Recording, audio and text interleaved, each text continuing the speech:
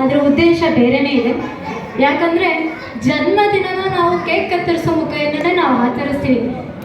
ಜನ್ಮದಿನ ಅಂದರೆ ನಾವು ಏನನ್ನ ಮಾಡಿ ನಾವು ಒಂದಿಷ್ಟು ವರ್ಷಗಳು ಕಳೆದಿದ್ದೀವಿ. ಈಗ ಮುಂದಿನ ತಿಂಗಳು ನನ್ನ ಬರ್ಡೇ ಅಂತ ನಾನು ಇಷ್ಟು ದಿನ ಏನು ಮಾಡಿದ್ದೆ, ಮುಂದೆ ನಾನು ಏನು ಮಾಡಬೇಕು, ಹೊಸ ಹೊಸ ಯೋಜನೆಗಳನ್ನು ಗುರುಗಳು ಅವ್ರ ಮನಸ್ಸಿನಲ್ಲಿ ಆಲ್ರೆಡಿ ಹಾಕ್ಕೊಂಡಿದ್ದಾರೆ.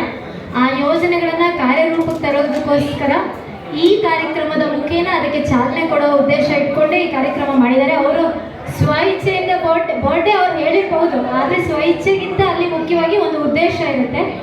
ಗುರಿ ಮುಂದೆ ಇದೆ ಅವ್ರದ್ದೇ, ಅದ್ರ ಜೊತೆಗೆ ಅವ್ರ ಸಮರ್ಪಣಾ ಟೀಮ್ ಕೂಡ ಅವ್ರ ಜೊತೆಗೆ ಯಾವಾಗಲೂ ಸದಾ ನಿಂತಿರ್ತಾರೆ. ಅದ್ರ ಜೊತೆಗೆ ಇಲ್ಲಿ ಇರುವಂಥ ಇಲ್ಲಿ ತುಂಬ ಜನ ಪೇರೆಂಟ್ಸ್ ಬಂದಿದ್ದೀರಾ ಅಂತ ಅನ್ಕೋತೀನಿ.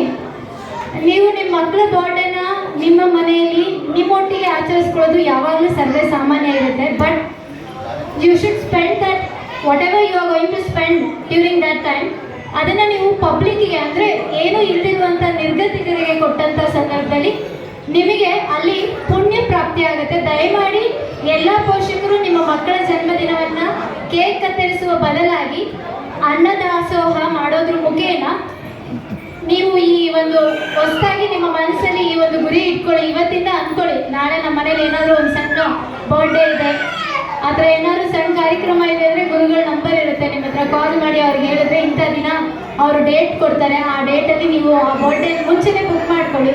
ಅನ್ನ ಸಂತರ್ಪಣೆಗೆ ಅವಕಾಶ ಆಗುತ್ತೆ. ಯಾಕಂದರೆ ಅನ್ನ ದೇವರ ಮುಂದೆ ಮುನ್ನ ದೇವರಿಲ್ಲ, ಅನ್ನದಾನಕ್ಕಿಂತ ಶ್ರೇಷ್ಠವಾದ ದಾನ ಮತ್ತೊಂದಿಲ್ಲ. ಅನ್ನದಾನದ ಜೊತೆಗೆ ವಿದ್ಯಾದಾನನೂ ಕೂಡ ಅಷ್ಟೇ ಶ್ರೇಷ್ಠ. ವಿದ್ಯೆ ಎಲ್ಲದರ ಪರಮಾವಧಿ. ಧನ್ಯವಾದಗಳು ಅವಕಾಶಕ್ಕಾಗಿ ಗುರುಗಳೇ. ಮತ್ತೊಮ್ಮೆ ಜನ್ಮದಿನದ ಹಾರ್ದಿಕ ಶುಭಾಶಯಗಳು.